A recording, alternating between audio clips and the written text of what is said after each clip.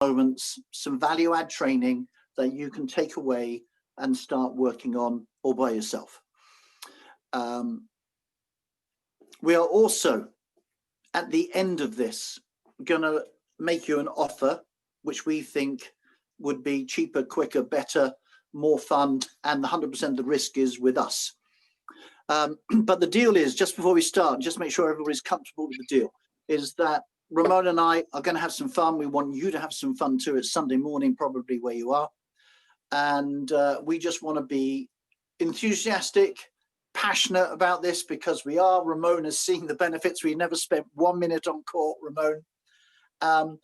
And along the way, we would love you to make comments, ask questions as we go. So this is not a monologue. This is not a pitch. This is a two-way conversation for us to have a good time. And at the end, we're going to ask you, do you want to go your way? Do you want to go our way? And whatever you choose is great. So there's no our buts and maybes and persuasions and manipulation. This is going to be a swinging out, enthusiastic, engaging conversation to give you real value. So first of all, is everybody just happy with that? Because our aim is to give you all the information you need in order to make an informed decision. That's all. Go it your way, go it our way. Yeah, that sounds great. We look like everybody's excited. Bryant says, looking forward to this. My serve is my best weapon. Have morphed from just power serving with mixing of spin to being really accurate. Got all corners down. Bryant, that's awesome. That is awesome, man. So let's share the screen here. We've got, now bear with me for 1 second, guys, here. Okay, well, while you're bearing with the bear, just to say we've had a, it's a challenge to get the balance right. Okay, so I've been playing tennis since the age of 4. I've been playing it all around the world, with or without the army. Played for the International Club of Great Britain. Had my eureka moment about 4 years ago. So there's 4 years of intense research, development, and testing, and we're going to condense all that, into an hour so we can give you the most value. And there's always a balance. There's a trade-off. How much time do we need to give you the value that you want and need, but without encroaching into your day? And if you run out of time, just let us know and we'll send you the remainder. But I'm hoping you're going to be on the edge of your seat for an hour and the time will just fly by. So Ramon, good. So this is great, guys. So basically what this is all about is a choice. So we've all been playing tennis for probably a pretty long time. And you can either continue to spend loads and loads and loads of hours on the court, which of course most of us don't have much time, and get 10% better and probably still lose to the same people that you've always lost to, which is my story until a few months ago. Or you can spend a few hours to learn a few critical skills that make all the difference in winning those few decisive points per set that ultimately win you more matches. So that's what we're up for today. It's going to be loads and loads of fun, and I'm excited to have you guys on the call here. So if for years, if for decades, if all of your life you've found yourself coming up short in those critical moments in matches, and you're just kind of trying to wrap your head around why that happens and why you lose to some people that that you have more ability than, or you have more talent than, and it doesn't happen for you. First of all, doesn't that suck? I mean, I know personally, as I'll tell you later, as a singles player, I never had a whole lot of confidence in my game. I've always considered myself a doubles player. And anytime I got into a singles match, I just instantly felt a lot more pressure, probably because I was never a natural athlete.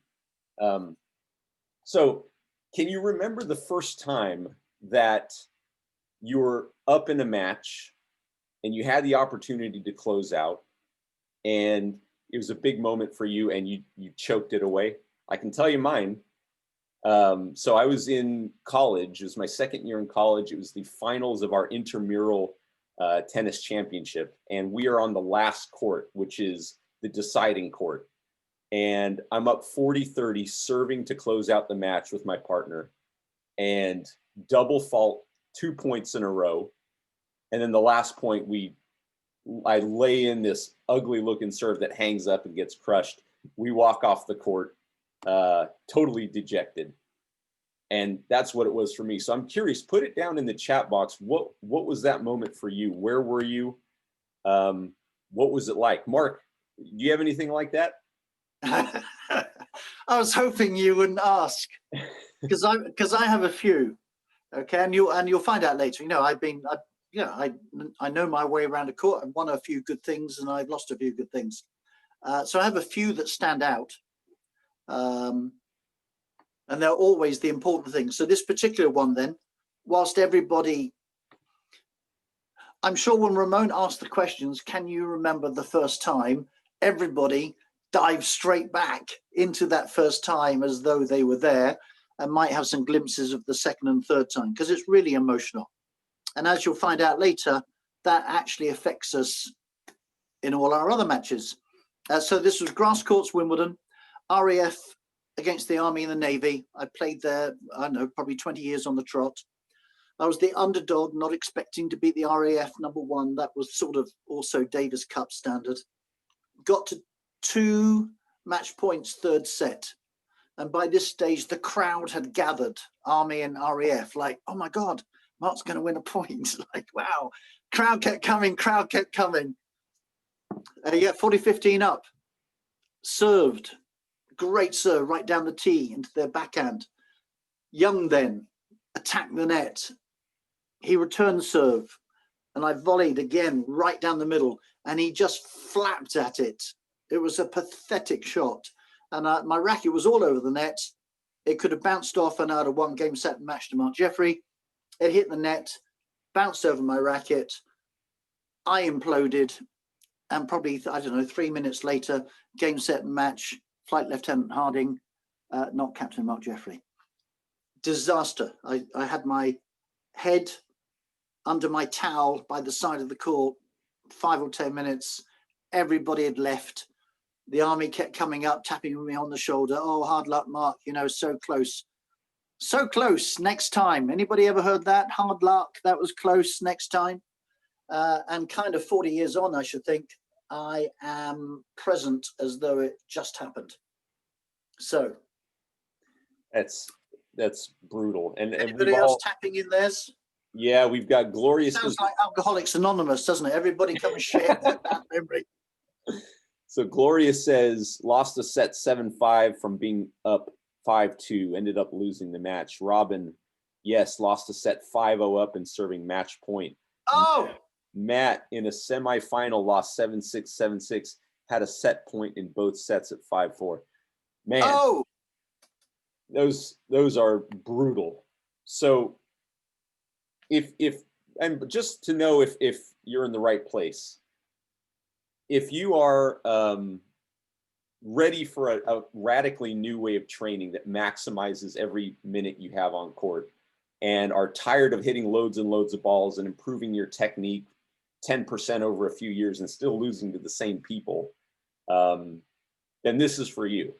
But if this is not for you, if winning and losing isn't that important to you, you know, if you're in tennis to participate and have a great time and socialize, that's awesome, you know, and that's great, and tennis is great for that. But you won't get a ton of value from this call, and it won't make a lot of sense to you, because we want the people with the bleeding hearts, the ones that really want to make 2021 their best year of tennis ever and have breakthroughs. So if that's you, you're on the right call. And Mark, I'll let you take it away here. Yeah, so nobody knows me, so just a little bit about me to set context for going forward. So yes, play tennis since the age of 4, always been competitive, always played at, you know, a pretty reasonable standard. And tennis has underpinned most of my life choices as it happened. So one was going to Sandhurst, so RMAS Santos trained army officer for 12 years.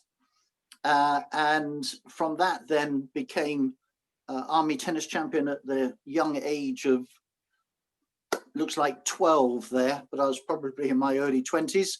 Army singles trophy, nearly as big as the Wimbledon trophy. And as a side note, I got to keep the girl too, who I've been married to now for 40 years. And I would have described myself then as, like everybody else really, as naive, untrained, but a champion, i.e. I normally won the tight matches because either I was a bit better than my opponent or I had a bit of luck, or my opponent gave it to me. I wasn't trained how to win this game within a game and close out matches or save big points. And that's why I've got scars running, decades old. So here I am now, not at 21, early 60s, final of the Army Masters plus 45. And we were playing 2 6'3" Army A squad, just turned 45, that blew through us 6-1, 1-love. And I looked up at the balcony and it was as though it was like wind blowing down a street that nobody lived in. Everybody was embarrassed. Everybody looked away, bar one person. And we used the training to claw it back and then win the championship tiebreak.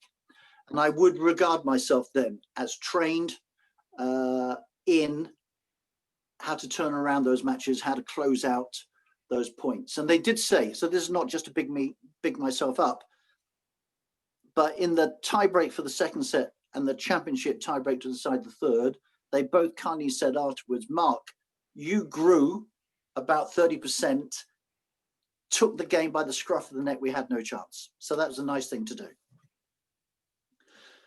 Here is my eureka moment and what set me off on a trail of 4 years, of which I thought it was going to be about 4 months, and eventually led to my not just pleasure, not my honor, but my good fortune to meet Ramon, the coach most like me anywhere in the world. And I've spoken to a lot of coaches.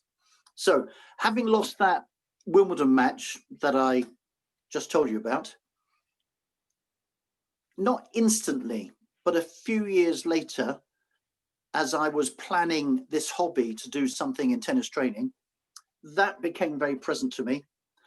And then also became present was something that happened about 6 years before that, when I was fresh out of Sandhurst, training for Northern Ireland duties, which is a pretty nasty form of urban warfare.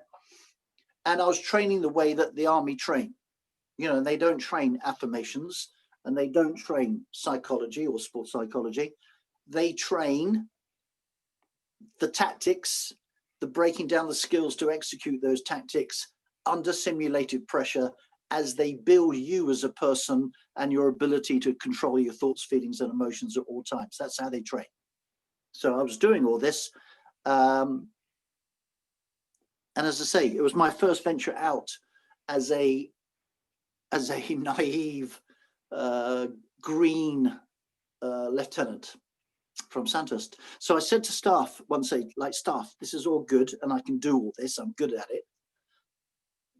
But just between you and me, I'm a little anxious, nervous about what I will do leading my platoon down this street if a mile away a sniper has taken a shot at me, and or there's an angry crowd that comes around the corner with Molotov cocktails. And he said the immortal words which was, sir, trust the training will kick in. In brackets, what is not there is automatically. So trust the training, sir, the training will automatically kick in. And years later, after the Wimbledon thing, it occurred to me, well, why isn't there training in tennis that you can trust and will automatically kick in? Because truthfully, live or die, no action replay, there is a lot more pressure there than win or lose many action replays without a crowd and nobody particularly cares. So that set me off. And I thought it would be easy for me to meet my special forces friends, my people in charge of army training, decode what they do, get some world-class tennis players, put it into tennis, job done in 4 months, and it was 4 years of challenge. Ramon. Yep. So, guys, you know, probably know me. I've got a YouTube channel. I've been playing tennis since 16. Is not a natural athlete at all. Got really passionate about tennis. Learned how to play the hard way. Started this YouTube channel, which has been tons of fun. And I know all the guys online and basically seen everything around the block. And so naturally, when Mark reaches out to me and he says, hey, you know, I'd like to hire you as a consultant. I want to, you know, put this training out there and take it to the world. It's unlike anything out there. Naturally, I'm very skeptical because I've heard there's nothing like it out there, Ramon. This is one off. Yeah, you guys ever heard that before? So I said, okay, Mark, you know, I really wanted to get into consulting and I love this stuff. And so I said, well, Mark, I'm gonna have to go through the training and see what it's all about. So I go through his 30-day program, which you'll hear about later. And it all instantly made perfect sense. I think I told you guys a little bit about one key governing principle in doubles that makes everything that you do super, super, super simple and allows you to play as a team and attack universally. So I said, okay, well, theoretically, this sounds great, but the biggest test for me would be like, I was never a singles player. So I'm going to go through the singles training. I'm going to go through it for 30 days. I'm going to do the exercises and I'm going to enter a league as a singles player, which again, I'd never done before, never even remotely part of my awareness and the beliefs that I had, which we'll talk about a little bit later. Went through the training, fortunate enough to have a court at the house that I can train with my daughter and my wife, who again, you don't even need practice partners necessarily to do this stuff. Went through the league, went totally undefeated against 4-0 and 4-5 players as a singles player, as someone who was never a singles player before.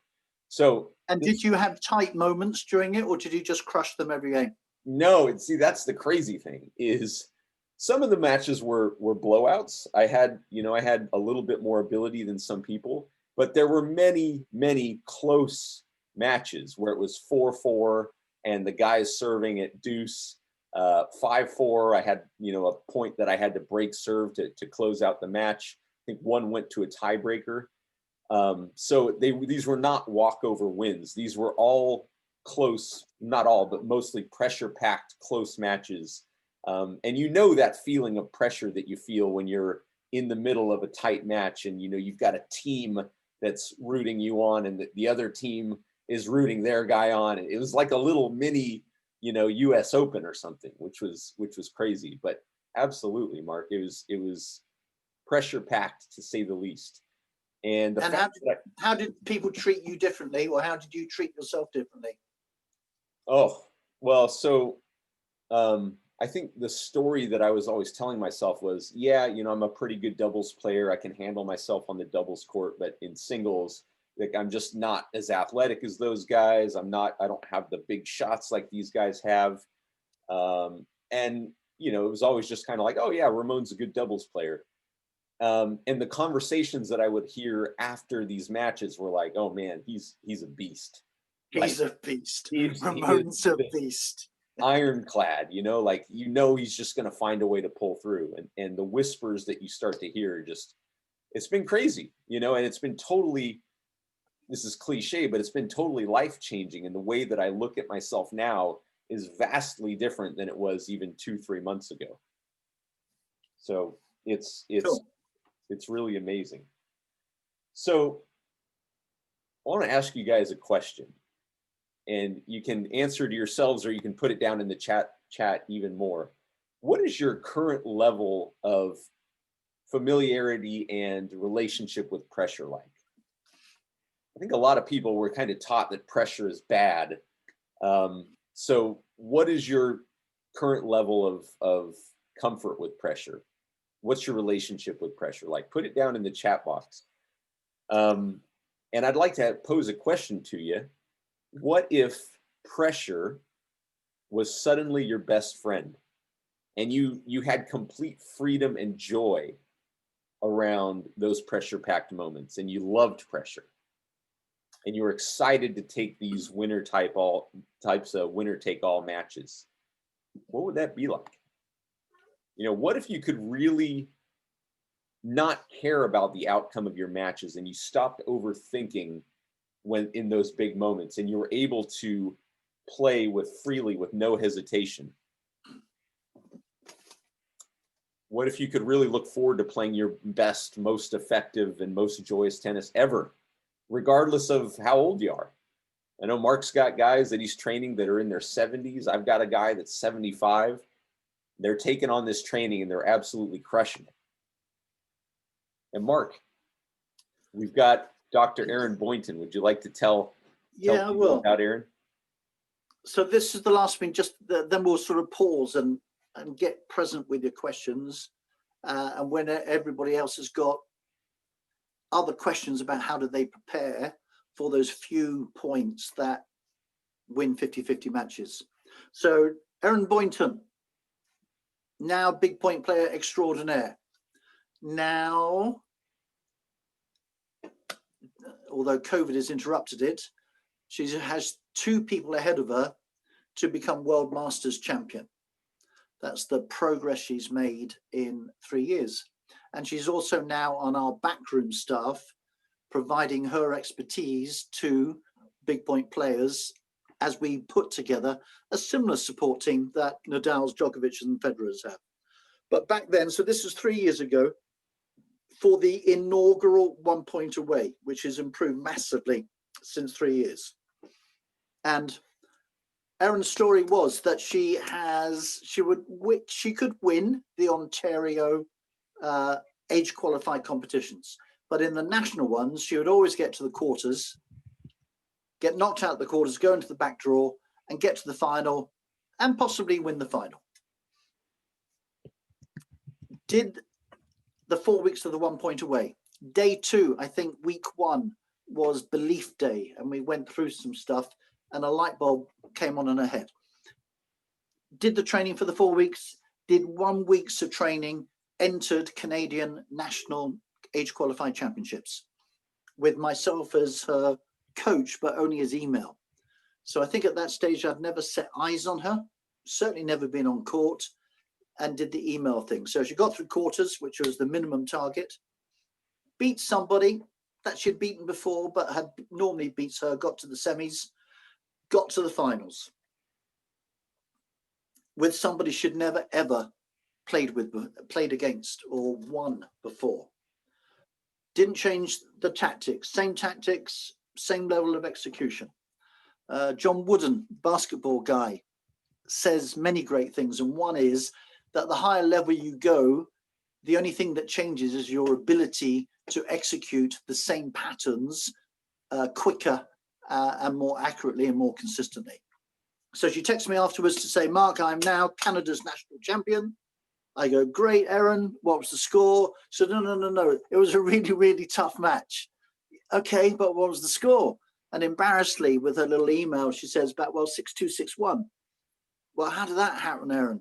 Well, it was really, really close. I just happened to win the big points on most of the games. So that's Erin's story. We have lots of stories, but the point is to say that with distance coaching, without ever spending any time on court, people can still get on a regular basis, very quick, big fat W results and beat people they haven't beaten before. So with that as a break, and hopefully to tease out whatever is going in your brain, give us what's going on in your brain, please. So we've got some great comments here. Bill says, don't like pressure unless I'm very prepared for the situation. Yeah, I think preparation is huge. Bryant says, not overthinking, give me a double dose of that. Yeah, I think we could all use that, Bryant. And T says, I think Billie Jean King said, pressure is a privilege. I'm about to participate in my first USTA tournament in 2 weeks at the age of 60. T, that's amazing. Nick says, have a hard time handling pressure. Overcoming those high pressure points is almost an out of body experience. Wow. Furley says, I like the pressure of being behind, and it motivates me to play my best. When I'm winning, it's harder. Yeah. Interesting. What do you Can I think just about chip that? in there Yeah. on two things? So one is I'd like to just again put in the chat, what do people make pressure mean? What goes on in their brain when they think about pressure? And it is much easier to come from behind with pressure than it is to close out. Like if you watch Davis Cup, Ryder Cups, it's much easier to save a pressure-packed putt than it is to close it out. And one of the reasons why is that it is more emotional to close out than it is to save. And the more emotion that's going around in your body and brain, the more difficult it is. It's amazing. So, guys, I'm going to ask you a question. Let me know if you heard any of these whoppers. Right? This is where you guys are all, I'm sure you're going to hear this before. So, winners are born and not made. You ever heard that? It's just like, oh, it's just natural for him or it's natural for her, and you know, I wasn't born that way, so it's not possible. Mark, what do you think about that? Yeah, well, it's all story driven. I'm just going to, as an example, and if anybody's interested and got time, we will whack you loads of testimonials afterwards, singles, doubles, all ages, all ability levels. And one is a guy called Corey Guberts. And you've got to sympathize with Corey. So at age 45, he was ranked 1, 2, or 3 in his country, Turkey. And then because he had 2 injuries requiring surgery, one on his toes, one on his knee, he didn't win one decent match for 10 years, a whole decade. And he changed his coach to be a Romanian and then a Czech.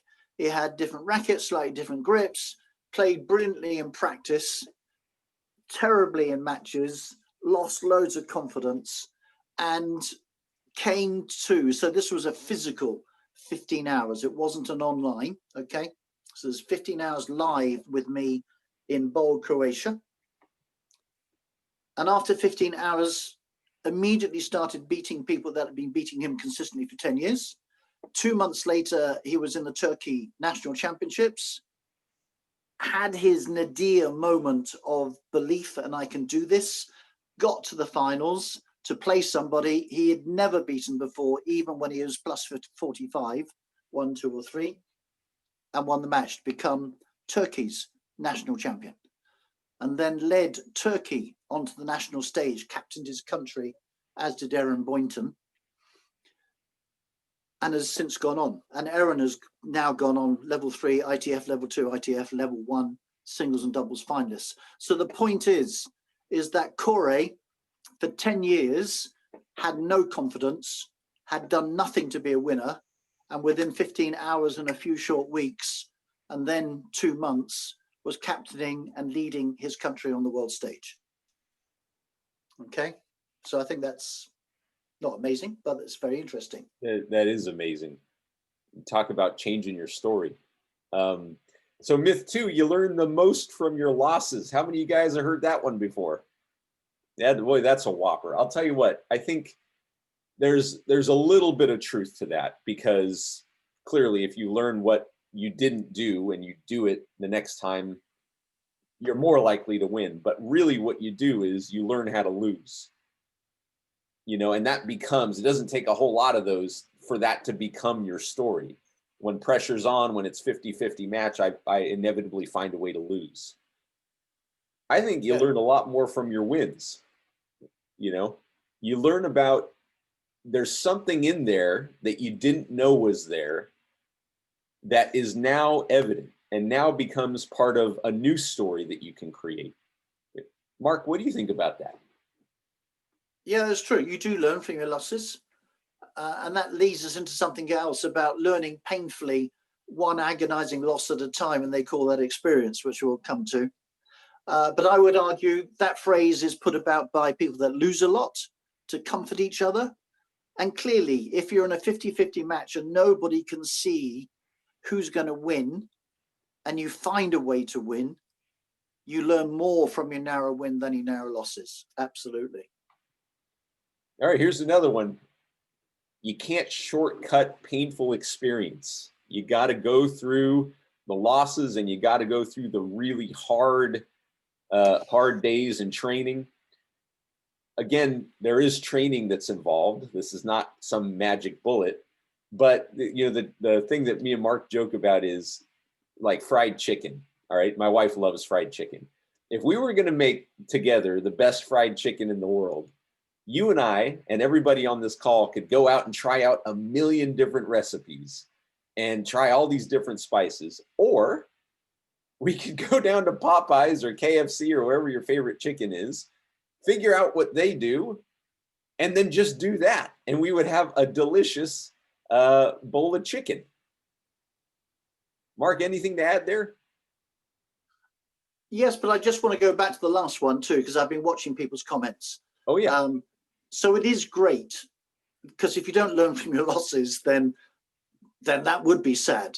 But if you had a choice to learn from your narrow wins or learn from your narrow losses over a period of time, everybody would choose, I'd like to learn from my narrow wins, please.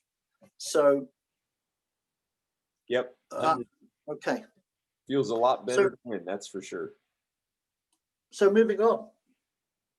I just want to say then, talking about experience, so next one, Gary Tucker, age 73 now, came to a Wimbledon training camp, age 71 and a half, and took me aside and said, Mark, I'm probably your oldest and your worst player here, which he was, but has taken the training on. So even at the age of 73, where clearly, he has less years ahead of us than me, and then less years ahead than Ramon and others. Nevertheless, he's turned his game around. And now the frequently heard thing at Gary, age 73, is, Gary, the older you get, the better you get. That's unfair. How can that be? So he's reversed the thought that you get to your best, you stagnate or go on a parallel path for a while, and then the limit of your ambition is to narrowly stop the spiral of inevitable decline. And Gary has, at the age of 73, his best and most joyful tennis days ahead of him. So you can shortcut experience. Yep, 100%. So there's no substitute. How many of you guys heard this one? There's no substitute for slow incremental improvement of shot technique. Mark, what do you got to say about that? Well, it's what we preach, and we said right at the beginning, which is your choice is clear. Unless you know the skill sets on how to win 50-50 pressure pack matches, we all, until you get trained, go to what is the only thing we know, I think, which is spend more hours on court, hit thousands more balls, get a little bit better, incrementally better over the medium term, and inevitably still lose against the same people you've always lost to. So if you can see that pressure, you don't have to see or nor agree, but if playing under pressure is a game within a game, and you don't know what pressure is, and you don't know what invades you, and you've never trained under pressure, and you don't have processes and trained yourself, then if you do, now you can quickly learn how to win those 2 or 3 points that will turn a tight set into a winning set and then a match. So to us, it's really clear. And again, Ramon's never been on court with me, did the training out of, as a good consultant should. And then, like the guy that loved the razor blades and wanted to buy Remington, loved the training so much, he's now my partner. 100%. Furley says, pressure clarifies things, creates laser focus. Hard to replicate artificially the feeling of pressure. Absolutely. Bill says, one difference between humans and animals is that we can learn from others' experience. That's true. Stand on the shoulders of giants. Bryant says, in addition, I like how some people, myself included, procrastinate and at the last moment get the project done because you're forced to make decisions decisively. That's true. Pressure is a privilege. Pressure is, but it took me years of training to realize, because I heard that quote too. She texted Sharapova before she went on to Centre Court Wimbledon. And now I really, really know what she meant, because the privilege is being involved in those pressure-packed moments when you get all the neurochemicals of dopamine and testosterone, and I've forgotten all the others. And then the outcome is what the outcome is. And if you win, you get the winner's hit and euphoria as well. But the privilege is being in the pressure-packed points, not necessarily the win or the loss. Because when you're there, it's addictive. You know that's when you come alive, and that's when you play your best stuff. So, yeah. Absolutely. And speaking of pressure, Mark, I know we've talked about this. So there's a myth that you got to be mentally tough, right? When you watch TV, you're watching Djokovic or Federer or Nadal, they say, oh, they're so tough mentally and they've just got this grit. And I know that you sort of reframe this around what your relationship with pressure is all about. Could you tell people what the way you and somebody else talked about the difference between, if you like, man or humans and animals. So we are wired as human beings right back to caveman times with risk and danger, which is pressure, and we are wired to fight, be stiff and fight and take you on. And whenever you watch the Grand Slams, invariably, as it gets to the semis and the finals, you will always hear commentators and analysts talking about pressure, and pressure is bad, and there's a meltdown under pressure, and how you need to be mentally tough. So if you just understand there's no such thing as pressure per se, it is a feeling. And it's what you interpret the feeling to be that determines what pressure is for you, which is one reason when we go back to the first painful memory, we probably had a second painful memory and a third painful memory, and then we'll tell ourselves, obviously, pressure is pretty crap and I never play well under pressure.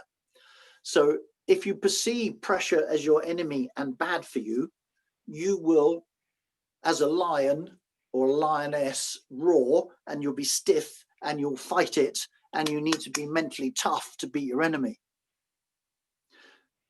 But if you interpret pressure as Billie Jean King is, that it is a privilege, that it gives you everything you need in your hour of need to raise your game, like your eyesight becomes very acute. You can see a moving ball, like a slow balloon. Your anticipation of what happens next is really quick and good. You get more oxygen to your brain, and your brain needs oxygen more than your muscles, but you also get oxygen to your muscles for really dynamic speed. And there's a few other things too. So if you perceive that pressure as your cavalry coming to you in your hour of need at the 11th hour, and if it doesn't come, you're going to be irritated.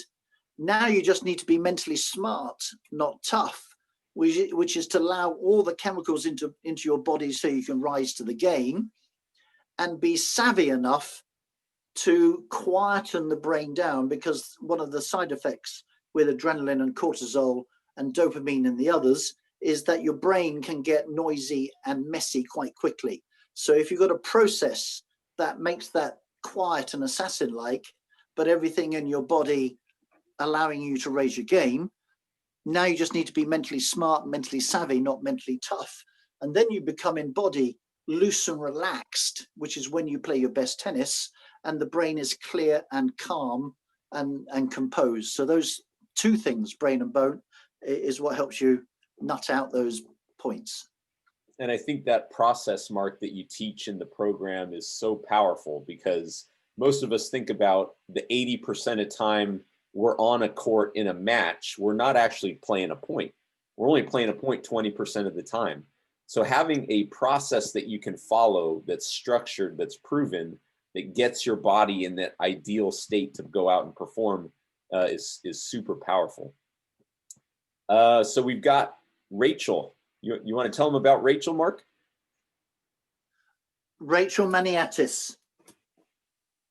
So another person, and she's a wealthy lady. So while she used to win against the boys in her early days, 8, 9, 10, and 11, at her later stages, she could never close out a point. She could never close out a match. So she might set it up, the people might be out of court. She had an easy ground stroke to put it into court, wouldn't go in the court. She could have an easy put away volley and she would shank it. So read all the books, the Winning Uglies, watched the videos, The Mental Cage, etc. Read The Inner Game, Brad Gilbert, got her own sports psychologist. And while she learnt and had knowledge from those and her game improved, when push came to shove, what do you call it, clutch points over there? Yeah, clutch points. Then she reverted to Rachel. So one of the things is that all the other trainings is in a silo and it's not trained with everything else all at the same time. So again, distance learning, hadn't spent any time on court with Rachel, and what she says there in her testimonial, within a very short space of time, nationally ranked in doubles, and away she went. It's amazing. So guys, this is what we're up for today. If you want to be a big point player, and we define that as the skill to reliably and predictably win those few big points at critical moments under pressure. And that's what decides those long, hard-fought ebb and flow matches. I know we had a great question. See if I can pull it up quickly. At the very beginning here. Aditya asks, according to you, Coach, how many percentage of points are crucial? How would you answer that, Mark? Okay, so Aditya, hi from India, and another man that knows his way around the court and is amongst leading coaches in India too. So it is a great question. So what I hadn't said is that when I started off, what I wanted to do was unpack how the military train ordinary, spotty individuals to be extraordinary when their lives are on the line. That was my sole thing. And then going back to Wimbledon, because that triggered me, I watched women's ladies finals singles one day, and Barry Moore was saying, as we were watching a meltdown, has anybody anywhere in the world ever satisfactorily explained what this thing called pressure is and why it unfortunately invades human being as we are witnessing today? And then the very next day was the men's final with Djokovic and Federer, and it was one of those classic 5 sets that went on and ebbed and flowed. And towards the end of the 5th set, in this case, Djokovic raised his game, and a different commentator said, amazing, in this tension-filled thing where you could cut it with a knife, world class, Djokovic has raised his game still further. He's playing with so much freedom. He is a big point player. And you will hear this in all the Grand Slams, and nobody ever says, and here's how you can become a big point player. Nobody ever says. So that's what set me off. And that was what I was focused on, those 2 or 3 points per set, because we all know, in the clubhouse afterwards, we know that's where it went away.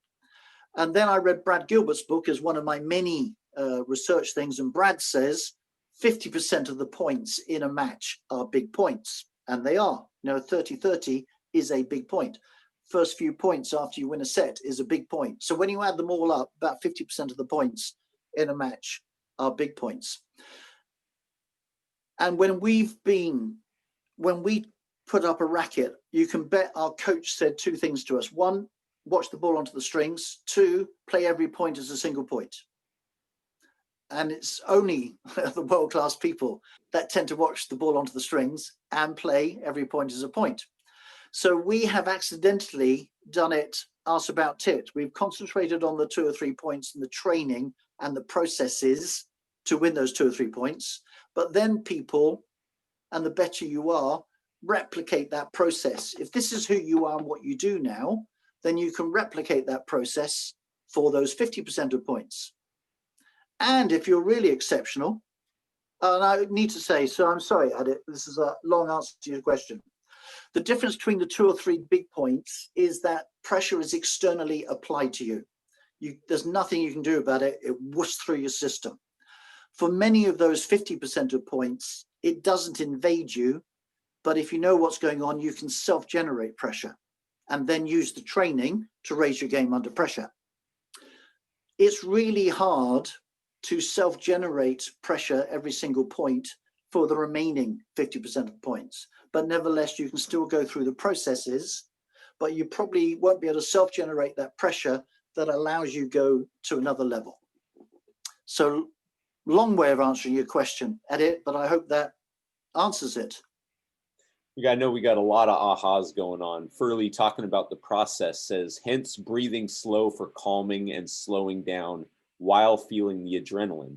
Yeah, if we can Yes, beautiful. You should become a coach. So breathing is one. So honestly, breathing is one of the things that we do in our 25-second process.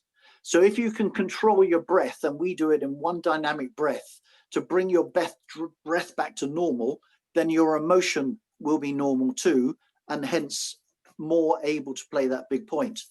One of the many problems we have is we allow the scoreboard to dictate our emotions, and that changes our breath, and invariably we play worse.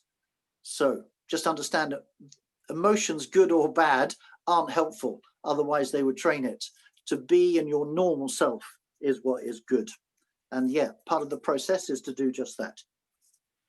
So how do you do that? How do you train the big points? Because we all have been told you don't rise to the occasion, you fall to the level of your training. And that's absolutely true, because when pressure hits, when the what hits the fan, and the brain's going crazy, your body is always going to execute what it is supposed to do in that situation if you haven't been trained. And I know, Mark, you coming from the military, you don't just parachute in and say, all right, guys, let's go see what we can do here. Let's go do our best. Yeah, you don't. So there's no such thing. The military get rid of talent. We redefine talent as a skill that you can reliably depend upon to execute at critical moments under pressure. That's a different definition of talent and flair. Yep. So yeah, the military do everything that we are just about to talk through. So right now then, has anybody put a question that hasn't been answered or got something, a bee in their bonnet, before we go through the detail of the training? You guys have any questions, you can put them down in the chat. We'd love to read them and see if we can help you out. I just say this is so much fun being with you guys on this. I mean, I've enjoyed this so much, and it's amazing that we can do this with Zoom. Somebody just asked, can you artificially create pressure? So, yes. So okay. I need to give you just a slightly longer answer. Okay, so pressure is like in the same area of risk and danger. Okay, and risk and danger is your super highway to performing at your best.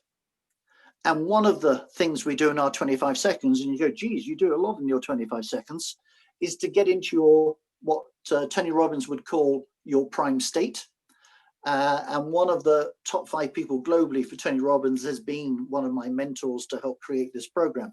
So he calls it the prime state. Extreme sports athletes would call it flow. And we used to call it the zone. So there are 3 things you've got to do. Okay, one is called clarity of thought. So we spend some time, once you've controlled your breath, once your brain is empty of noise, you can now load it with information. And we load it with the visualization of the first half a second or so of how the next point is going to get played out. That's called clarity of thought. The next thing is language. So I used to, and I still do, and Ramon doesn't know this, and when he plays on court with me, he'll go, what are you doing, Mark? And I now say silently, but I used to go, gladiators ready, as though I was in the Colosseum, looking up to the emperor and the crowd. Did he raise his thumb or not? And I would get back, gladiators ready. And the third thing was the physiology. So I would have wristlets, and I would raise them slightly, and I would get electricity from the gods, and I would have it flowing right through my body. And that would generate the pressure and the adrenaline and the cortisols for myself. Now I only got to think about it. So right now when I'm speaking to you, the hairs on my neck and going right down my spine are tingling. I am in pressure. I am in my prime state. I am fixed and ready to go.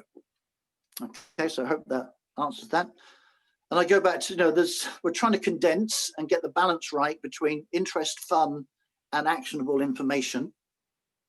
And if I just go back to the previous slide, which said you don't rise to the occasion of 40 level of your training, Ramon and I are talking a lot about pressure and winning and big points.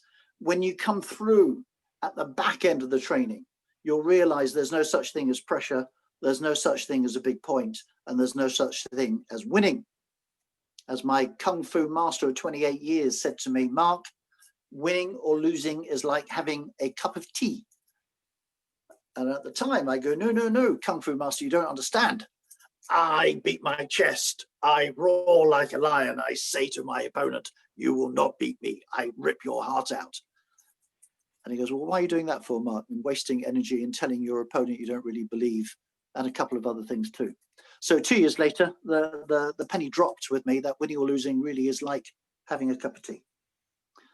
And ironically, going through this training and doing the processes, you start to detach from the outcome and become less results oriented and more process oriented, which leads to clearer thought, better execution, and ultimately more wins. So it's kind of cool the way that happens. So Mark, we've got the winning formula, and this is your baby. You've created this over the last 4 years. It is unbelievable. Yeah. Can you tell us a little bit about it? Yep. And one of the reasons it took 4 years was, first of all, doing all the research and development. So we went deep into the military and sucked some things out of there. But that then got me down a rabbit hole. So then I saw Djokovic being interviewed, and Djokovic said the key thing that got him from hero to zero back to hero after 2 years, and he was open and trying everything, was his spiritual journey. So you go, okay, spirit's missing. So that led me to Kung Fu, that led me to the Tao, which is the underlying philosophy of Chinese martial arts going back 1000 BC. So that was cool. I had 2 world-class tennis coaches. One was Thomas Menzinger of field tennis, one of the online gurus. Another one is Robert Calbo, 3 Masters of Tennis, American Coach of the Year, was in the high performance American Davis Cup team, a clinician, and the last bit of training, which is the secret sauce that we don't speak about too much, but it's the secret sauce as to why we get predictably quick, sometimes immediate results. You're immediate, Ramon, is some personal transformation rather than personal development training, which is partly Tony Robbins and partly landmark education. So those are the 4 different disciplines.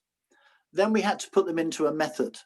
Then we had to test them online and live with tennis players just like you from all around the world. And then we had to make it simpler and simpler and simpler so that they were easy to consume, quick to put into practice, and quick to get results. So I would say probably 18 months of this 4-year journey was about simplicity, okay? So now what we have is a modular, which is another word for bite-sized, templated, which means it's just something to follow, and people have gone ahead of you and have got great success. It is simple, which was the first thing that Ramon loved. So we strip away all complexities and anything that doesn't really aid to the course, we strip out, including talent and flair. We have other definitions of talent and flair, and we are probably more Djokovic-like than we are anybody else. And above all, it is replicable. So what you found so far is if you follow the system or the formula, you will get the results. And you can follow the system or formula online with all the videos and the skills, etc., and us, but you don't actually have to be on court. Amazing. And so just going back to the simple part, guys, I know a lot of you have been with me for a while and know that my programs were all called the simple forehand, the simple serve, the simple kick serve. And that was always big for me because I thought I'd always heard so many things about how to hit a great serve or how to hit a great forehand. And there's just so much complexity to it. And so I always wanted to boil things down to the simplest way possible. And that's exactly what this program does. And So, it's simple for Ramon and it's simple for Mark. and again, I'm a simple guy. You know, anything more than 2 syllables, I start to get confused. So, Adit came up with a question. I didn't see it. Can you just read it? yes. So, Adit says, Coach, you will teach to handle big points in scoreboard wise or strategy and tactics. Very good. Just about to answer that question. That $10 went very well, Edit. We're just segueing into that right now, called the trust method, and that will answer your question. So we've got the trust method, and this is a fancy acronym that I thought worked so well because, you know, your staff sergeant said, trust the training, sir, and the training will kick in. So yeah, and when we go on court, you have to trust yourself and you have to trust what you're capable of.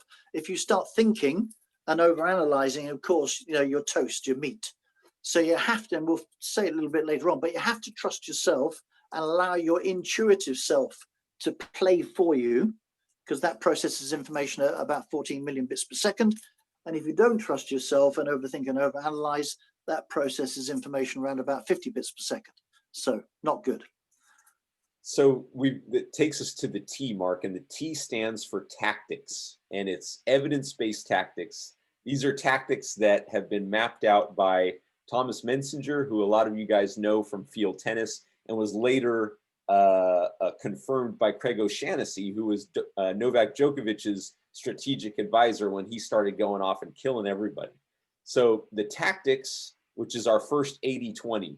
So if you guys know the 80-20 principle, 20% of the things you do get you 80% of the results. So we take that idea to tactics and boil it down to 3 tactics in singles and 5 tactics in doubles. Mark, did I miss anything there? No. And again, going back to John Wooden, if I had studied this as well when I was at school or university, I would be doing something very different now. So John Wooden says, when you fall in love with the boringness of repetition, that's when you can reliably deliver winning results. So yeah, we got 3 in singles and 4 or 5 in doubles that we do repetitively, and then we get into pressure, which we'll be talking about later. So the first thing, 80-20, of all the things you can do on court, 20% of the tactics give you 80% of the results. So let's spend 100% of our time on the 20%. And I'll just tell you from personal experience as a singles player who had no idea what he was doing other than trying to hit the ball, when you go into the tactics and you realize that all you got to do is do this one thing, and it's specifically 2-shot combinations. So get into a little bit about the stats. You may have heard this. 70% of all the points in singles are over in 0 to 4 shots. So you're going to get 2 shots on average for 70% of the time. Then 20% of the points are in the 5 to 8 range, and then only 10% are in the 9+ range. So we spend 100% of the time working on the 70% and the 20%, with a big chunk going into the 70%. So what would that be like? You know, if you spent all your training time working on those skills, you would have a massive advantage over everybody who was going out and rallying and hitting loads of balls and doing all kinds of stuff. Yeah. And it's fine if you're doing those long rallies to get up a sweat and that you enjoy it. But if you're doing it because you think you're going to win more matches, well, you're only training 10% of the points. And before you get to what you've been training, you need to go through the pattern of play, the 5 to 8. And we've got 2 tactics there to kick ass and take names. And then before that, you've got the 1 to 4 shots. So that's the whole difference between playing better and winning more. Yep. So this is all about repetition, right? As Mark said, when you fall in love with the boredom of repetition and you get comfortable in that, that's when you'll start to stack on these W's. So repetition is a big part of this program. And, you know, specifically, like we talked about, the 2-shot combinations. And so, it's funny because boxers train in 1-2 combinations, right? He doesn't just hit a guy and say, "All right, what happened? Like, is he hurt?" No, if he did that, it wouldn't be long before the other guy started clobbering him. So we train 2-shot combinations and clusters of 2-shot combinations so that you can neutralize your opponent if he hits a good shot. You can set up your opponent or you can hurt him. So you're only ever doing 3 things: neutralizing, setting up, and hurting. And we do those in 1-2-shot combinations. Military does the same thing, right, Mark? You train in two steps. Yeah. Yep. And then just before you move on, so we also, our favorite part of the court is the alley, which is 4'6" wide. And so we train the 3 shots that really matter: the serve, return of serve, and the fair hand. The return of serve, by the way, is the least practiced shot in tennis, apart from the second serve from the 30-40.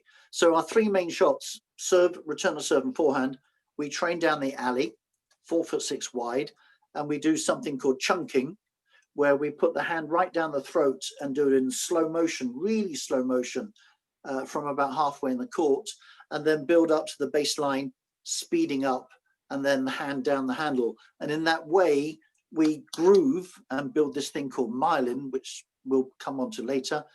So now you can start ripping and getting weight on every shot. The cool thing about the alley is that we bring the alley onto the rest of the court. So if you imagine the court and an alley superimposed on it, we argue strongly that the court is not 78 foot by 27 foot. It's 4'6", a series of 4'6" alleys. So you can serve down the alley, you can return a serve down the alley, you can do a ripping forehand or a rising forehand down the line or cross court.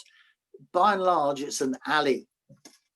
And then when we find out under another part of the training, just to digress, that the ability to win matches is 2 areas that need to be trained at the same time. One is the 3 inches by 3 inches between your ears, superimposed with the 4'6" down 78 feet. So we train both that little small area, the 3 by 3, and the 4'6" at the same time. Sorry, Ramon, I went off on one. But no, that's great. And thank you for filling that in, Mark, because the chunking part of this, guys, I've been doing this with my groups. Oh, and no, somebody asked a question, and no, I hadn't. That's one book I haven't read. So thank you. I'll have a look at it afterwards. Oh, thanks, Furley. Yeah, we'll definitely look into You're the that. only person in the world that knows about chunking, and you probably know about myelin as well. So welcome. And this stuff is so amazing. I've got a group of 3-0s and 3-5s that have never done any of this training. And after 3 sessions, using the chunking, using the alley, training the serve and the return of serve in the alley, they're like locked in. And one guy actually beat a 3-5 player with his doubles team, beat 2 4-0s using this very stuff. So it's pretty cool. And obviously we want to train under simulated pressure, right? Because all the reasons we were talking about before. If you're not used to pressure, and if you don't know why it comes into you and what it does to you, and you don't have a good relationship with it, it's probably going to cause a lot of problems when you're in a match. So what we want to do in our training is really intentionally create pressure. And we do that with 9 different layers of pressure. So we start you up in a very low pressure situation. And then just as you start to get comfortable with that, we add on one of the layers to bring you back into that sort of uncomfortable place. So over time, what we're doing is we're building a wider and wider circle of pressure that you feel comfortable with. And over time, you experience it over and over and over again. You get used to executing, and you get used to doing things the way you want to be doing it under pressure, so that when you get into the match, when you're actually in a real pressure situation, you've experienced it so many times, and you've trained yourself to know yourself to be the person that executes under pressure. Yeah, that's really cool. Mark, did I leave anything out? No, I just want to chip in 2 things. One is we always try and train you on the edge of your comfortableness, because that's when growth happens. And invariably, that's under pressure. And as Ramon says, we've got 9 levels, and there's simple ones. The first one being accountable and saying out loud what you're going to do with your serve or return a serve or forehand. And then it's obvious when you don't do it. And some other levels too. I think one takeaway I want you to get is that under pressure, information comes to you, but it's flawed.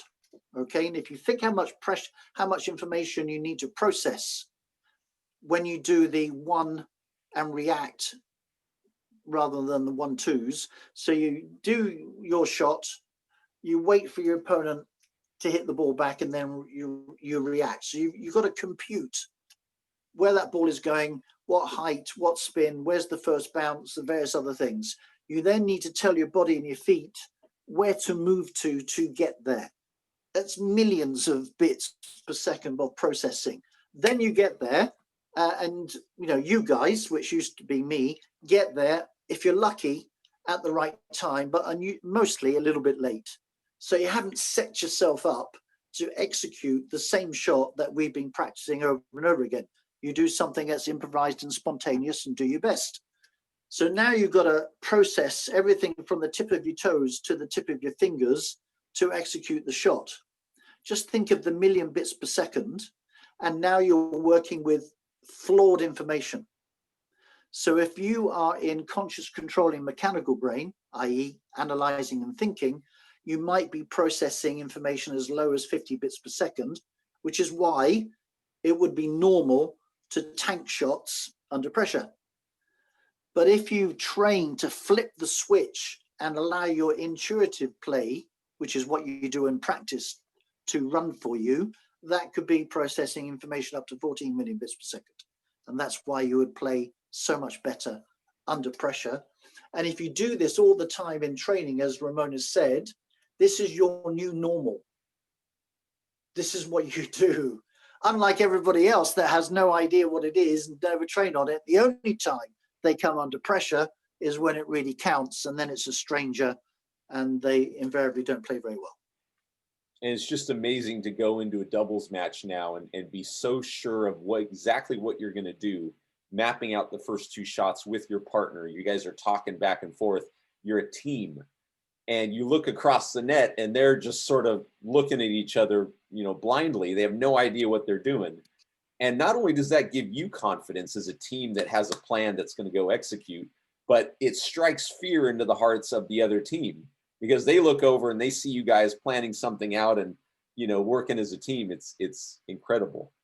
So getting on to the S in the trust formula. And to some extent, I'll speed up because I'm conscious of time and balance. Yes. Yep. So self is the big thing to train. Apart from thoughts, feelings, and emotions, how do you train belief? It's a serious question. How do you train belief? Because belief leads to certainty of execution. And as Ramon says, if before the point you've planned out how the point's going to go and execute, and let's say more than 50% of the time it goes how you've planned it, you have belief, you've got a plan, and before you've executed the point, the brain has gone through to the body, that's gone through to the hitting arm, that's gone through the wrist. So when the wrist hits the ball is in absolutely no doubt what you want it to do. There's no anxious nervousness, there's no feathering, you've got absolute certainty. So belief leading to certainty is cool. Composure, which leads to detachment, which leads to adaptability. What's the small little hinge I need to do that opens a big door? And would also train things like grit and resilience and character. And the key thing is that we're training these at the same time under pressure as we are training the ability to execute the tactic. So did we skip over thoughts, feelings, and emotions? We did, and I need to just spend 1 minute on that, because it's also what Djokovic said when he was interviewed on Centre Court after winning Wimbledon. Sue Barker, Novak, you had an epic 5-set match with Nadal. This was tight. You've had 2 years in the wilderness. You really wanted to win. On those big moments, how do you do it? And he says, Sue, you need to trust yourself. and you need to trust your processes. So you've just found out how we train self, and the processes bit is the 25 seconds. And you learn, so of the 25 seconds, the most important is the first half second and the last half second.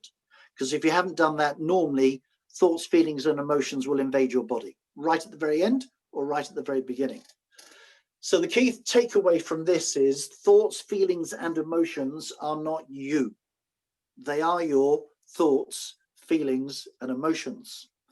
So if you're trained to control them in our 25-second process, and you've been through the visualization and the breathing and blah, blah, they can't come in. But if you haven't controlled them, they will be controlling you. It's binary, okay? So if you don't know you're in control, you are being controlled. 100%. How cool is that?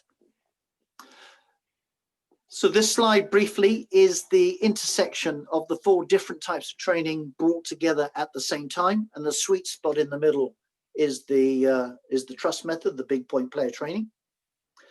And then the last slide looks a bit messy, and I just need to talk you through it. So right now, you are a combination probably of those 4 quadrants, and there may be a, because this is 3D. Can you just flip into the next slide and then come back?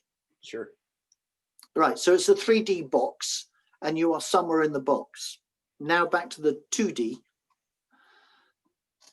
So you may be principally a practice perfectionist or an on-court saboteur or a silver medalist. And even if you're in the big point player quadrant, understand that this is a skill just like your forehand, and like judo grading, yellow, green, brown, blue, pink, black, and then Dan's, there's a never-ending skill. As witnessed by Murray, that was an extraordinary big point player to regularly get to Grand Slam semis and or finals, but invariably lose. Stupid people call him a choker. I mean, he's amazing. He's world-class, and he's got a world-class skill in big point player training. He's just not as good as Nadal, Djokovic, and Federer.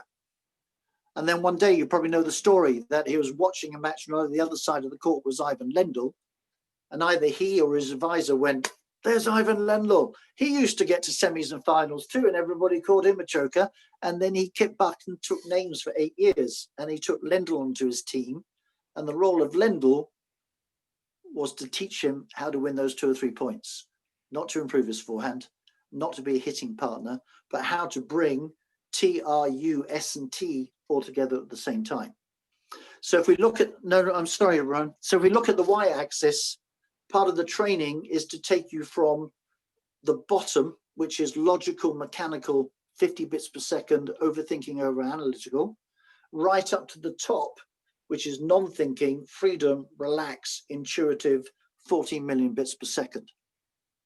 The x-axis, as we've spoken about in the past, takes you from being outcome focused, results orientated, through to process. Winning or losing is like having a cup of tea. And the problem with most of us is that we do get attached to winning. You know, you're there, you're stiff, you're going, must win this point. And a percentage of your brain is in the future. You can just sell yourself. Is it 20%? Is it 30%? But some of your brain is in the future. And the problem with the brain now thinking in the future is that it can't stop. So some of your brain now will also be thinking about the past, the points you fluffed in order to get here. Or more normally, the last time you were in this situation, this is what happened. So the point is that percentage of your points is in the past.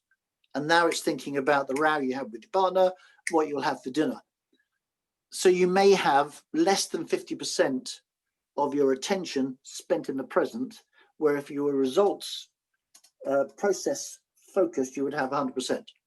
So if you had 100% in the moment and 50% in the moment, it's a very unfair advantage. So that training, along with the execution training, along with the belief and composure, the self-training, along with the thoughts and feelings training under pressure, is what will get you into the big point pressure quadrant. Yep.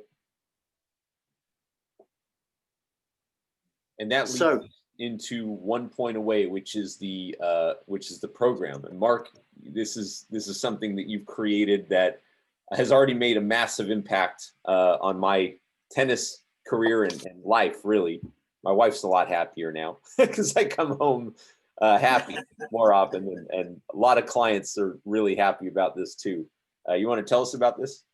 you charge more now, don't you? Yeah, sure do. And people are happy to pay it.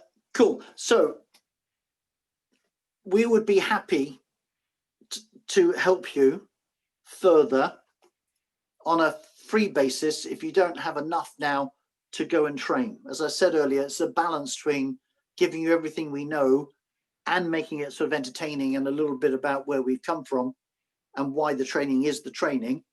And I hope that you've got value from this, that you can go and train. I would, having been through my journey, would strongly suggest that whilst you can apply this, it's going to be a longer and a tougher and a more expensive and a more uncertain route to go. And if you allowed Ramon and myself, Robert Carbo and Dr. Erin Boynton to lead you by the hand, I would say, hand on heart, this would be a quicker, easier, cheaper, risk mitigated, because the risk is entirely with ourselves, that if you don't quickly start winning matches, it's at no cost. So I wanted to introduce you to the 1 Point Away 30-day online training program and just talk you through quickly what it consists of. So I'm hoping you're still with me. There's a lot of energy that's been put out by myself, and Ramon and I will be having a beer immediately after this. So each week for 4 weeks, we go through one of the tactics in either singles or doubles, the first 80-20. And then we would break that down into the 80-20 of the 2-shot combinations to execute that tactic in singles and in doubles. So now you've got 2 lots of 80-20. And by accident, there's a third 80-20, which we just found out by accident, is that we only stand on 20% of the court and we only hit balls into 20% of the court. So it's not true to say the other 80% could be the Grand Canyon, but with our dictate play 1-2 combinations, we find ourselves only on 20% of the court and hitting in 20% of the court. So that's cool. That's the other 80-20. So you get set, and we go each week. Tactic, execution, elements of pressure, elements of training self, elements of training thoughts, feelings, and emotion. We do that through 72 micro training videos, and we've deliberately stripped out much complexity. So they last between 5 and 10 minutes. And I would argue strongly, Ramon would back this up, that there's somewhere between 1 and 2 points in each training video. And that's not to say you're going to win 144 points extra for the set, but it does say, I put my life on you winning 3, 4, 5 points per set. We've got interviews with world-class leaders. You would have never have heard their name and you would never have heard Access, but that includes the military general, that's chairman of Army Tennis, that is single-handedly responsible for the retraining of the Army. We have Sifu Matthew, that for 28 years has been a master in Kung Fu. And before that, had 12 years, 10 hours a day, training under his master. The interesting, I digress, but it is interesting, is that the Kung Fu have one version of Kung Fu, and it goes back to 1000 BC, and it's trained and handed down from master to master to master. But there's only one version. So if you do a particular move and it's not spot on, they would say you're not doing Kung Fu, you're doing Mark's version of Kung Fu. But tennis has been going 150 years and there's no such thing as tennis. And I find that interesting. So what we do train by the selection, the deselection of unnecessary movement, is we train this thing called myelin, which is building new neuro pathways through your body. And myelin is only built by doing something simple, executing it exactly and repeating it, and then it builds myelin. And what that means is at these big points, all you have to do is execute what you've been trained to do, and you'll get the results.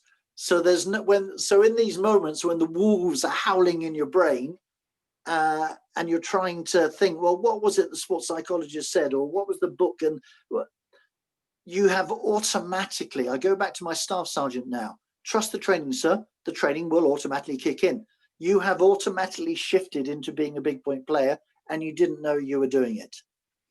So we have these world-class leaders. We have 5 webinars during 1 Point Away with myself, Ramon, and from time to time, Robert Carbo and Dr. Erin Boynton. We have a WhatsApp group for the group to A, build cohesive community as people can interact, and B, for you to film your 2-shot combinations each week, send it on the WhatsApp channel, and ourselves, but specifically Robert Carbo, will analyze it, and then we'll come on a webinar to make those shots, deselecting those talent. And the team is, yes, Mark Jeffrey, I would put myself as the under pressure winning big points expert. We have Ramon, that's the lead tennis coach. We have Robert, that's the head of tennis, and he's also head of big point player fitness. If you understand that we only play points that last normally 0, 1, 2, 3 seconds with a 25-second rest, that's a very different type of fitness than the endurance. The match lasts 90 minutes, we just pace ourselves. And then we have Dr. Erin Boynton, that unusually for orthopedic surgeons trains people not to have the injuries to require the operation, because if you don't know what's wrong, you can have the op and then you'll still have the injury. So she's our specialist in, fitness and body. The WhatsApp group we've been through. And then we also have another world's first, which is the diagnostic tool. And we have unpacked what Special Forces do and what Djokovic has and those skills. And now I would argue for the very first time, you can go through the diagnostic tool and compare yourself to these skills and now know what are the skills that you need to train to go from where you are, a practice perfectionist or an on-court saboteur, whatever you are, how to get into the big point player quadrant. So that's part and parcel of it too. So that's the complete package. Wanted to talk about price now. And there are 2 or 3 things about price. One is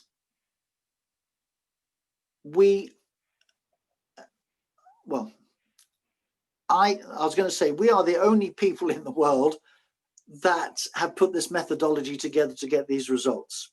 It is conceivable that somebody else has, but in all my research and all my things and all Ramon's things, we've not found anybody that does this. So modular, proven, replicable formula. So if you have this problem and you've had it for years or decades or all your life, then we are the only people to train it. And that's why when we do camps, people fly literally from all over the world to attend the camp. And it always strikes me as being like, that's amazing. Until they say, Mark, do not ever underestimate the pain and frustration out there. So we should and could be a premium product because we're the only ones that train this with a replicable success. And we are also giving you a cast iron guarantee that if you turn up, you're open and you implement, you will get the results. And if you don't, come back and we refund your money.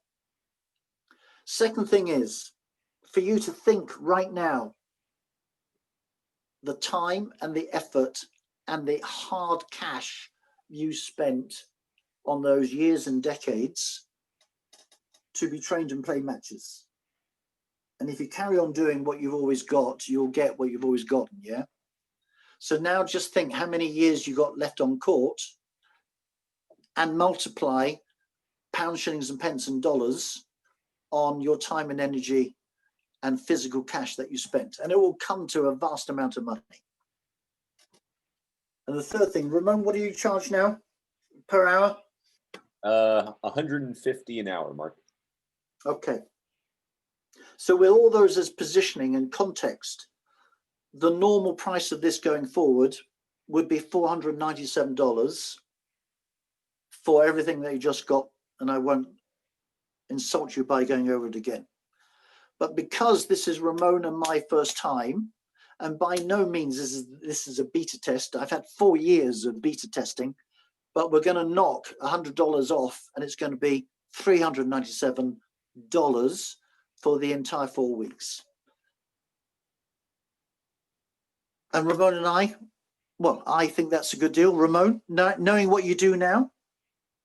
Well, absolutely. No, I think the thing is, guys, is if you've been taking tennis lessons for a while, or if you've invested in other programs before and really got honest about how much that you've spent on those, both in terms of money and time, and you're not getting the results that you've always wanted, which is to actually close out those matches. The reason you're here is to go out and close those matches. Then this is by far the best opportunity that I could possibly recommend. Personally, it's been amazing for me. As I told you before, my singles career has totally transformed. My doubles ability has transformed. I can now go into a match with anybody that I go in with. And this is something we didn't mention, Mark. People might ask, well, if this is the doubles training, what if your partner isn't trained in this methodology? That's the amazing thing. Provided that they're open to doing what you ask them to do, you're going to be able to immediately step in with anybody and play at a very, very, very high level. So I just had As a team. As a team. I just had the opportunity yesterday, played with a girl I'd never played with in my life against 2 big bangers, 5-0 players, and we pulled it out. And she was open. She did what I asked her to do, and it was amazing. So this to me is an amazing offer, Mark. How do they, if anybody wants to do this, and again, you can do it by yourselves, you can join our group. We'll give you information on a regular basis and do it yourself. But if you want to take advantage of the deal today, what's the next steps, Ramon? Yep. So all you got to do is go down to ramon.thewinningformula.tennis. It'll take you to a little order form. You can choose if you'd like to select singles or doubles. So if you're a singles player, we got the program for you. You're a doubles player, we got the program for you there too. Fill in your name, your email address, your credit card information, how you want to pay for it. We'll immediately send you your login information into the 30-day program. You can get into it right away, and you can start building yourself into that big point player that you've always wanted to be. We got a couple of questions here, Mark. So Furley asks, can you talk about how we can train in your program given COVID and iffy access to courts? Oh, wow. Until a week ago. So first of all, most of this training to win can be done without a court. Yes, obviously, you need to do the chunking and the patterns and all that stuff, which requires a court. But nevertheless, I've trained people over COVID, and they did say at the beginning, Mark, on my computer, I was thinking, how can this help me win? But then they realized after a week or two that it's got nothing to do with improvement. It's about many things to do in winning. But nevertheless, yes, you ideally would have a court at the same time to practice all this. So Ramon, 2 weeks ago, you introduced me to Lenny Schloss. Yes. iCoach. So if you guys have been watching my videos, you see me use this funny looking yellow device that's called the iCoach. And Lenny, who invented this amazing device, and now I understand the science behind it, and how effective it is for training from home, specifically using the 80-20 principle and getting quality repetitions in, as Mark said, building the myelin so that you do this automatically, right? So we have partnered with Lenny, and if you have an iCoach, you're going to be able to train these very specific 2-shot combinations from home using the iCoach. So, and this just happened literally like 2 weeks ago, as Mark said. So if you don't have access to a court, again, nothing really substitutes ultimately getting on the court and doing this. But you'll have the opportunity to train from home using the iCoach. What did Lenny say about 5 minutes a day? 5 minutes a day gets you 1,000 quality repetitions a week. And he's done the science at Johns Hopkins University. It takes 5,000 quality repetitions over a 5-week span to master a new skill. So within 5 weeks, if you train 5 minutes every day on the iCoach, you'll be able to implement any type of mechanical stroke that you want, including what we do in 1 point away. You'll come onto court after COVID and people will go, wow, what have you been doing during COVID? And if it doesn't work, ask us, we'll get your money back. 100% of the risk is Ramon and myself. How about that? Absolutely. Ted asks. No any other guarantees in tennis like that? No. Yep. So Ted's got 2 good questions, Mark. How much time per day would you say this requires? Okay. So we would say 15 hours over 30 days. So that works out to be 30 minutes a day.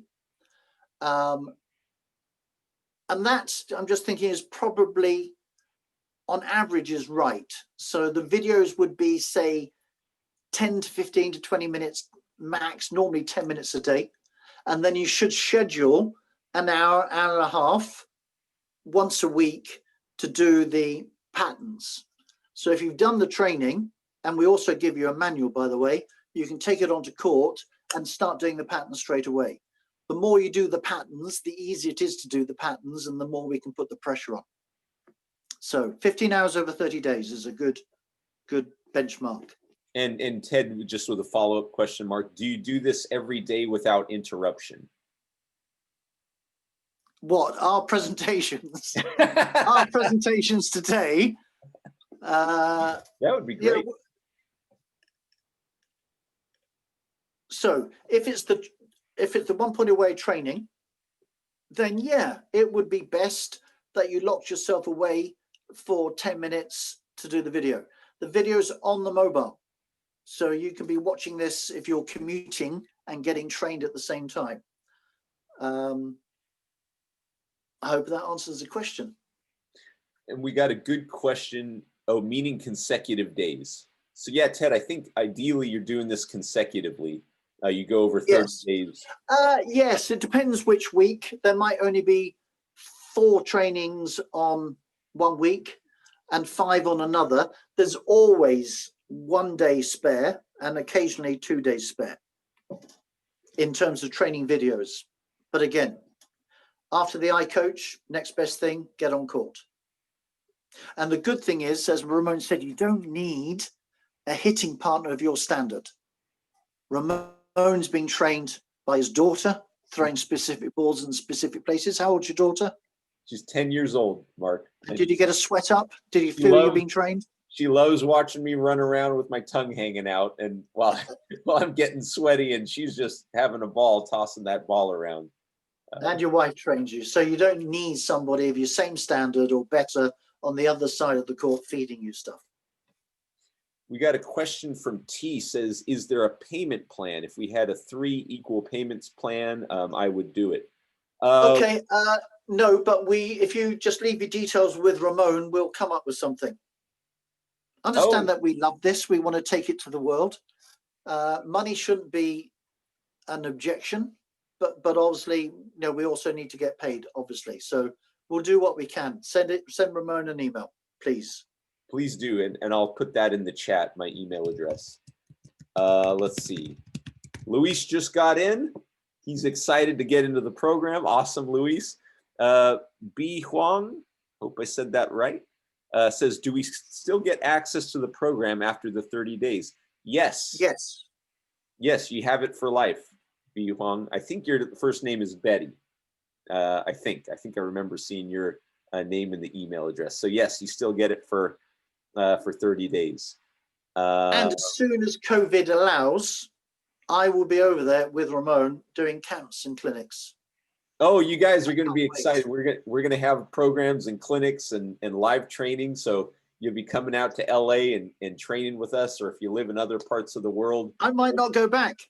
Yeah, it'll be It'll be amazing. So again, if you guys want to hop into this 30-day program, 1 point away, if you want to take your ability to close out those pressure-packed 50-50 matches up to the next level and start to become the player that you've always wanted to be, start beating the players you know you should be beating and get to the level that you know you're capable of, get into the 1 point away training system. I can't recommend it enough. Mark has done unbelievable work getting rid of all the things that you don't need, focusing on the things that you do need, and just doing those things. So if that's interesting to you, go to ramon.thewinningformula.tennis. Again, it'll take you to a little order form, fill in your information there. Let us know how you want to pay for it. Put in your email address. We'll get you your login information right away, and we'll do this together. I can't thank you guys enough. Let's see. Furley asks, I love how you've created this program and been so creative in crossing between expertises. It resonates so much with the way I think about things. Thank you, Furley. That's amazing. Thank Mark, you. anything else to add?